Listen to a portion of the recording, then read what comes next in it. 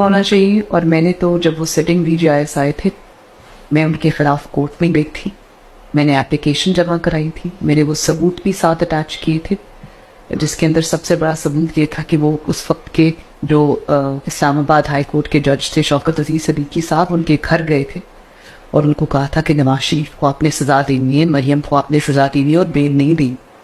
तो आपको याद होगा उनका ऑन रिकॉर्ड ऑन कैमरा ये स्टेटमेंट्स लिए, और तो मैंने ये कहा कि आपको कैसे पता है कि सजा होगी। मैंने कहा जी हमारी 2 साल की मेहनत, 2 साल जो वो मेहनत करते रहे और उसके बाद जो 4 साल उन्होंने इमरान को लाने के बाद 4 साल जो इस मुल्क को तबाह और बर्बाद करने के लिए मेहनत की है, उस पर न सिर्फ उनका कोर्ट मार्शल होना चाहिए उनको, बल्कि उनको निशाने इबरत बनाना चाहिए। जवाब आपको देना होगा आपको, और जनरल फैज ये सब कुछ आपके हाथों से हुआ है, जवाब भी आपको देना होगा।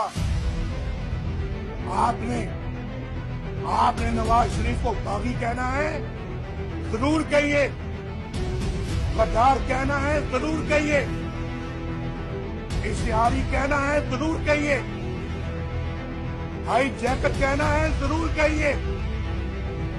नवाज शरीफ के असासे जायदाद जब्त करनी है, जरूर कीजिए। नवाज शरीफ के खिलाफ झूठे मुकदमात बनाने हैं, जरूर बनाइए, लेकिन नवाज शरीफ अपने गरीब और मजलूम आवाज की आवाज बनता रहेगा। बाजवा साहब, खुदा की पकड़ इंसान की अकड़ एक झटके में निकाल देता है।